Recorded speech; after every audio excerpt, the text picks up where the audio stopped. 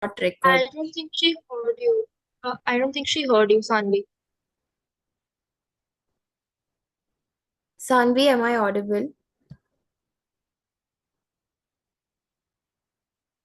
Okay, never mind. So we're starting the daily debate now.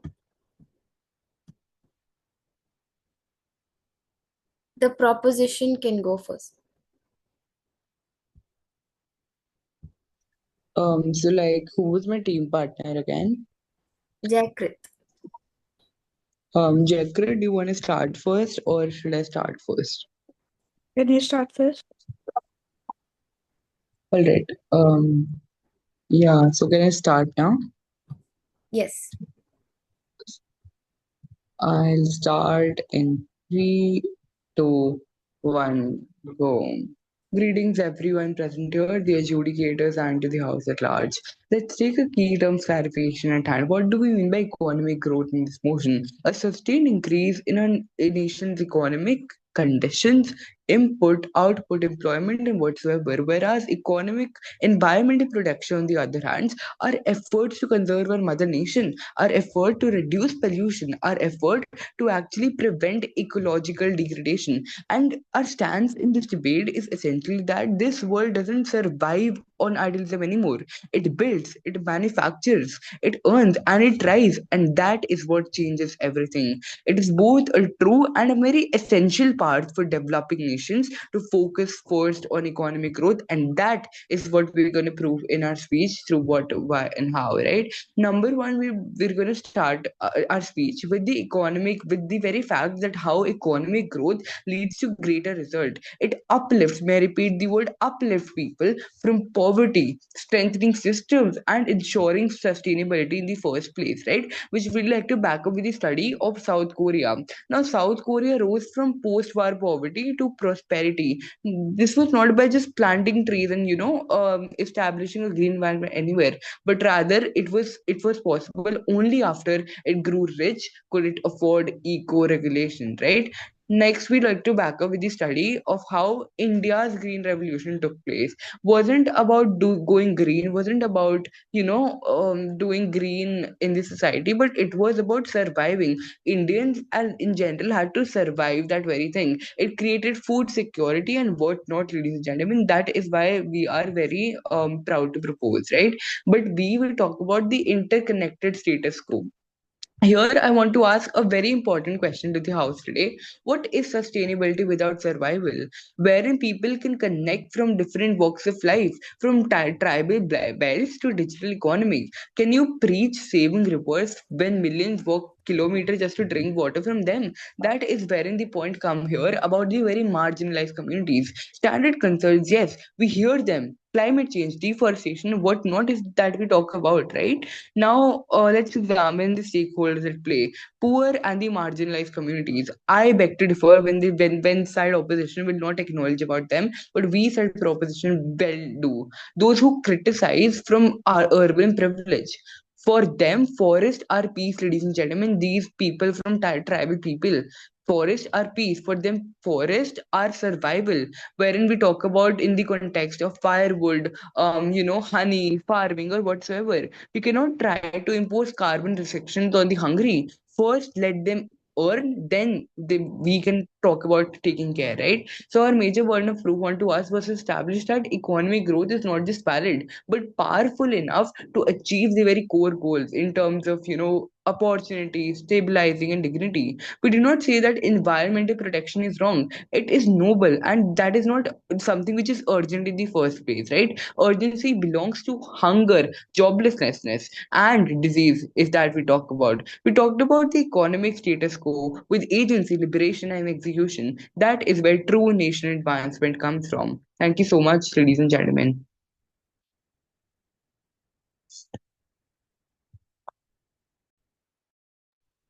Okay, Jakrit, you can go next. I'll start in 3, 2, 1. Today, we're standing for the motion that, that developing nations should prioritize economic growth over environmental protection.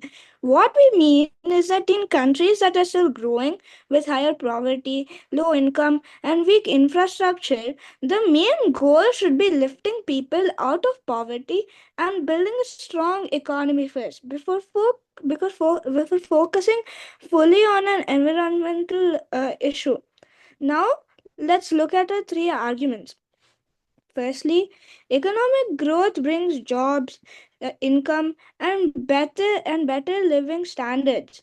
Without this, millions will stay in poverty. No clean water, no healthcare, and no schools. Secondly, growth gives governments money. With more taxes, they can invest in clean energy and green tech later, but not if they're poor now. Thirdly, it's unfair to expect poor countries to fix climate problems and problems rich countries caused while they're still struggling to survive. Now, our burden is to prove why growth is more urgent right now. Their side must prove why being green should matter more than feeding your people, and they can't. They and let's look at a few pre-battles. They'll say climate change is global, but without growth, poor nations can't even participate in solutions. They'll say pollution hurts people, but so does hunger. Growth fixes that first. Overall, both are important, but then, in my opinion, we should always prioritize economic growth first. Thank you. All right. Niyati, your turn. All right, Chair. Before I begin my speech, I would just like to point out that one of the speakers from the proposition went beyond the time limit. Yes, Uh, I noted that down. yeah. So I'm going to start my speech in the backward count of 3, 2, and 1. First of all, let's begin by defining the key terms, which are first of all developing. Developing nations refers to countries with lower income, limited infrastructure, and challenges like poverty and unemployment, for example, Bangladesh, Kenya, and Nepal. Economic growth refers to an increase in a country's production of goods and services, which is often measured by the country's GDP, which improves the jobs and income.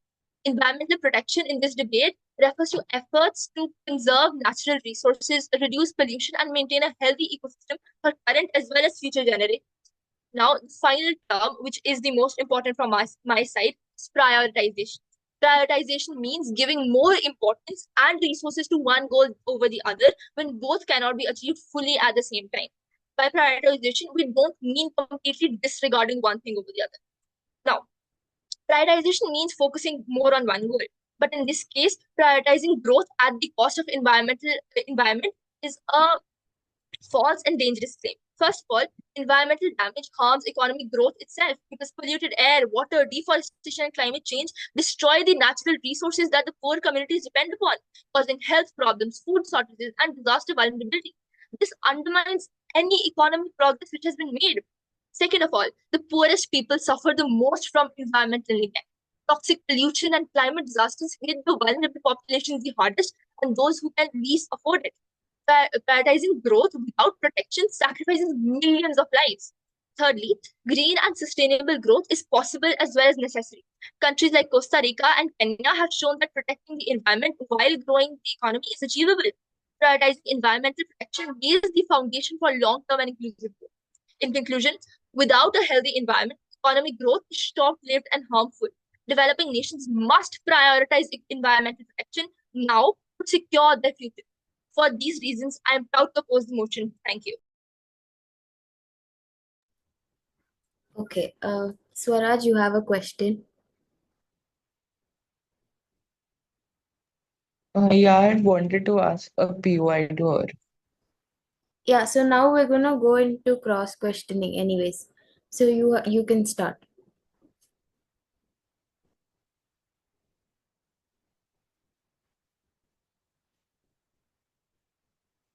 Proposition can start first.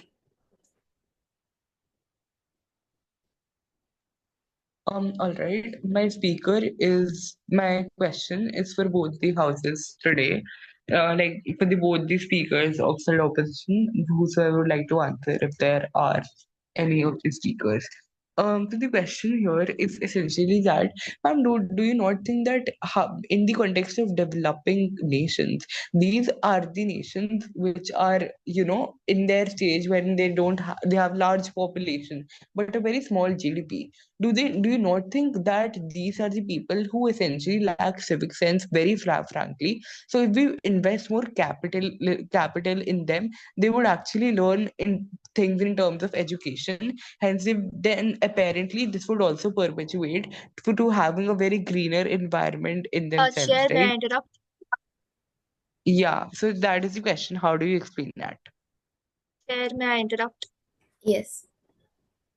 So basically, I did not get the question because he just gave me a long point which was supporting his side. I didn't really get the question out of what he was asking. No, basically that was a question. If you want me to frame it short, sure, I'll do Yeah, that. yeah, I Right, mean, POIs are supposed to be within like 30 seconds or less. right. 30 seconds, sure. So my question here to you is that developing nations people here frankly lack civic sense. Hence, if we invest more capital in them, they will gain more education in terms of marginalized communities, and that will lead to their greener environment. How do you support with that your stance, and how do you explain that? So basically, your question is that in developing nations, there's large population, less GDP, people don't have education. That's why they're not aware about environmental impacts. Exactly, ma'am. All right. So basically, the thing here is that your side is supporting environmental growth, and my side is prioritizing environmental. Sorry. Your side is promoting economic growth, and my side is prioritizing environmental protection over environmental growth. So developing nations may start with challenges like high population, low GDP, and limited education, but as you said, education improves, people become more aware of environmental issues like pollution, health risk, and climate change. This awareness can actually create the pressure on the government, which is required for the government to act responsibly. Ignoring environmental protection in current times can delay progress in public health, education, and quality of life because environmental degradation can harm children's health and school attendance, which in turn affects the educational outcome. So, protecting the environment is directly linked to improving education and economic opportunities. It's not like a choice. Prioritizing the environment helps create the conditions which are needed for suitable growth and better education. I have another question. I'll The take like that the later. Can I ask you that? Yeah, sure. Yeah, go ahead.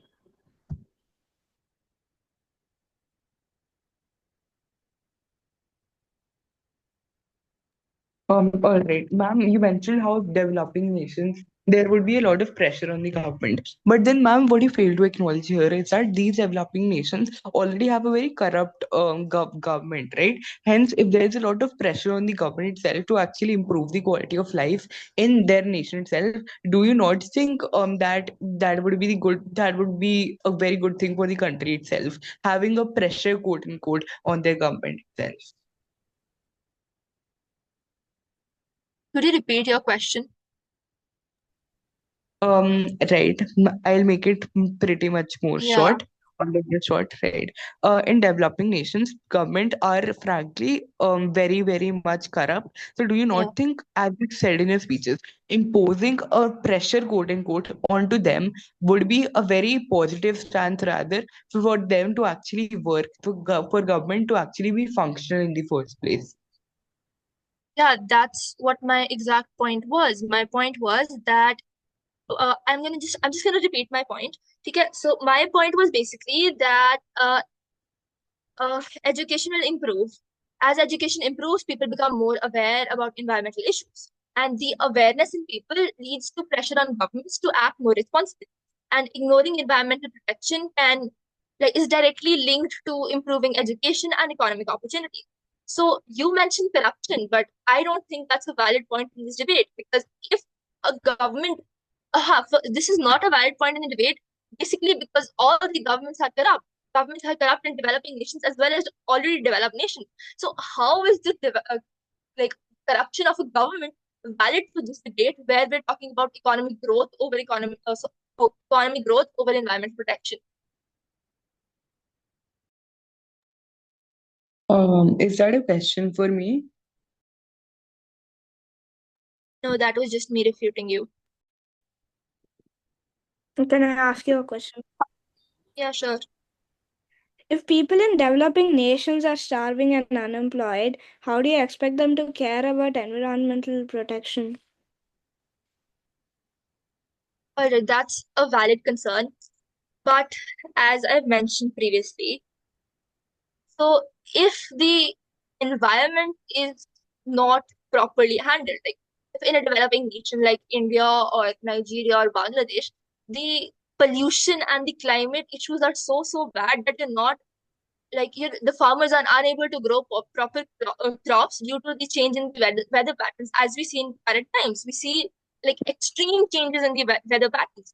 And if people are not able to grow crops and are not able to manufacture according to the weather patterns, because there's a sudden shift in the weather patterns as well as the climatic conditions due to environmental issues. So if we are not prioritizing environmental issues, isn't that directly linked to the production and manufacturing of resources for the people?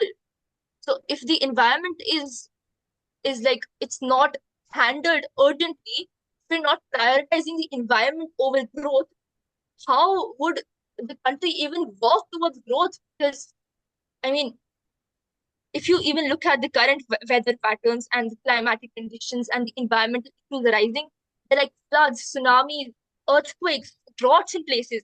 So if a country is facing a drought or a tsunami or a flood, how would they be able to manufacture stuff, and how would they be able to grow if they can't even manufacture basic stuff? Okay. And can I ask you like two more? Is that fine? Sure. Could Can you you just name? ask one more because I also have like a few viewers? Yeah. Okay. Sure. Can you name one country that became rich by prioritizing the environment first before building its economy? So you want me to name one country that has prioritized economic growth? Sorry, environmental growth, right? Yeah.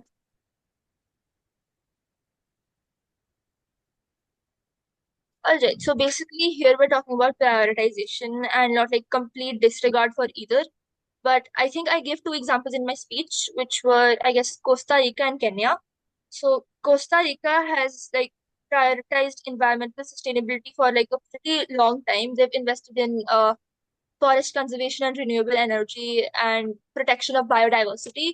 And over like I guess around 25% of its land is protected in national parks and forest reserves, which is like the highest percentage in the world. And the country generates about 98% of its electricity from renewable sources.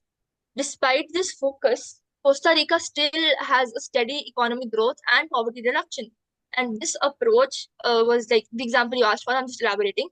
This approach shows that developing nations can protect their environment first and still grow economically by investing in sustainable industries like ecotourism and clean energy. Because in this debate, we're not talking about complete disregard, we're talking about prioritization. Okay.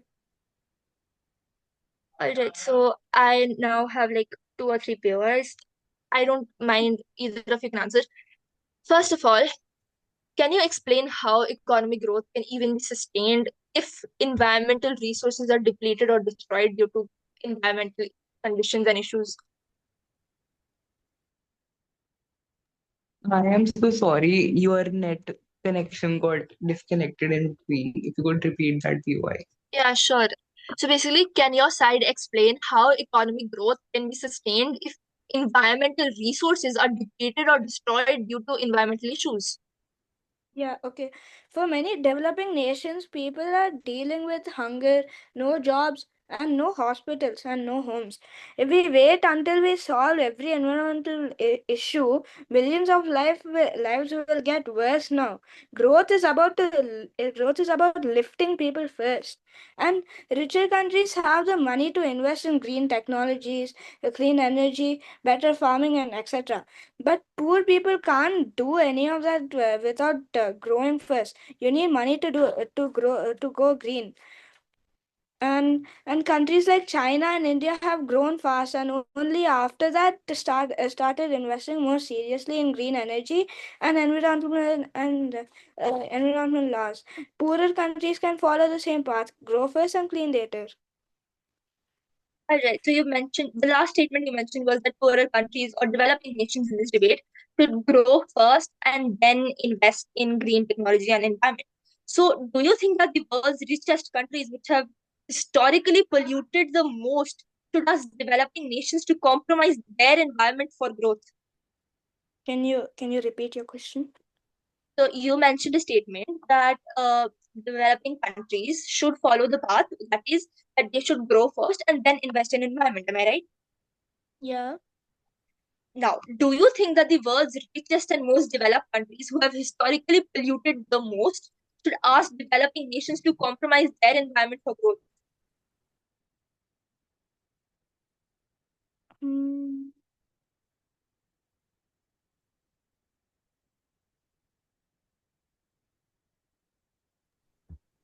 You can take help from your teammates if needed. Yeah, all my POIs are open, so like either of you can answer. All right, I can answer that if you want. Yeah, sure. Right. Ironically, in this, thank you for the question, ma'am. Firstly, ironically, we like to correct you with the very fact that you told about how, majorly the rich countries have polluted the earth first. They must have, but not in the terms of what they are existing in the status quo. What I mean by here is that Britain in itself a very small country, but yes, GDP per capita in their country is very large, right? But when we talk about in the context of them polluting the earth, they polluted it long time back. But with that, what I mean is that they polluted when they had large empires, when they had India in their capture, when they had Pakistan in the captures. So what I'm trying to say here is essentially that by the UN report itself, the countries like India and whatnot, not just in terms of pollution, but also in the terms of wet waste, but also in the terms of food waste, etc.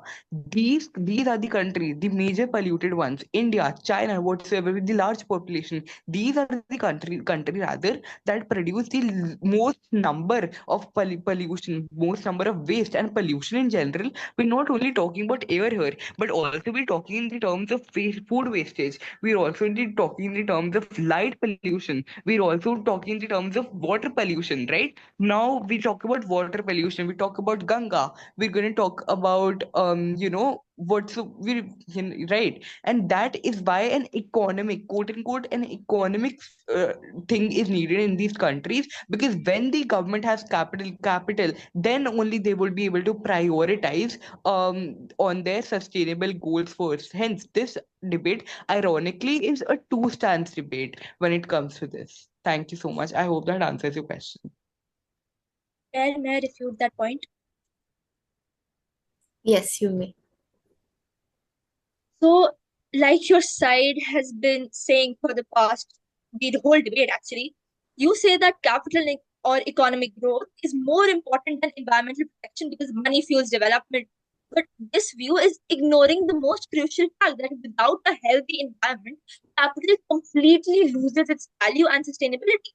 Natural resources, which are clean air, fertile soil, breathable air, are the real capital that economies depend upon. Pollution and environmental degradation can destroy these assets, and they can risk causing health problems, reducing agricultural yields, and increasing disaster risks. So, like if we ignore environmental protection today, it may boost the GDP of a developing country in the short term, but it can create like a huge problem tomorrow through medical costs, disaster recovery, and loss of livelihoods. It actually drains the capital and slows down growth in the long run. Sustainable development management is an investment in capital preservation and enhancement, not a distraction from growth. Still, capital Alright, isn't that just was a pretty money, long it's the question. natural I wealth. really get your question, ma'am. Can I answer it right now since I have to First of go? all, that wasn't a question. I was just refuting your point. But sure, go ahead. Alright, we can continue. So sorry. I thought that was a POI. Now I'm done. I Okay, have a few more POIs if you want to ask. guys, we have 3 minutes left before this meeting ends. I can send another link. You can join there, and we'll just have your closing speeches. And before that, if you have any like last few follow-ups, we'll do that, and then do your closing speeches, and then end the debate. Wait, we still have closing speeches. Yeah, if you want to, we can do it. Ma'am, since only 2 minutes are left, can I rebut her point? Yeah, That's okay. yeah, you can. But I have a POI. Yeah, I'll make it very I will send another link. Till then, Alright. you guys can cross question. right. All right. Yeah, I need to go. Do I need to do the closing debate? If you need to leave, you can leave. That's fine. Yeah, I don't think I'll be able to join into the other meet as well. All right. See, 2 minutes left. Finish up your cross questioning, and then we all leave. Alright, I just have one last POI. So if economic growth is prioritized now at the cost of like environmental protection, then how do you propose that developing nations deal with the irreversible damage caused by the pollution and climate change and all of that, especially when they lack the resources to fix these problems later? All right. Thank you. That was exactly your stance which you proposed, not a question. But perhaps to answer this question, I like to point out the very fact that this is a very prioritized motion. What we mean by it quickly is that this is a one versus one motion. That means we are, we're doing a comparison between two things. Hence, when economic growth is actually perpetuated, then only if you have funds, if the government have funds in dollars or whatsoever, then only we're not against the very idea of you guys promoting sustainable development. That is very good. Greenery is always not neglected. Greenery is always the best. But then we need some certain funds for that. This is exactly a stance, ladies and gentlemen. Ironically, we're not against the very idea of you guys promoting a sustainable nation. We completely support that. But apparently, we essentially do need some funds for that, right? That is what we are arguing for. So basically, you've been talking about funds and resources for the whole of the debate. But what about the fact that developing countries such as India, especially, they have an extremely long chain of command, and just throwing resources and money in the faces of the people who are actually making these policies won't speed up the growth or the environmental welfare. It'll just like, because we have a long chain of command, we need to prioritize environment because environment is more urgent than growth. Because if you don't have environmental resources, you can't really grow because you have no resources from the environment. I would take long to answer that. I don't suppose that there is much time left, right? There's no time. The meeting's going to end. Anyways, thank you guys so much And for could you joining. just give the word? I think Niyat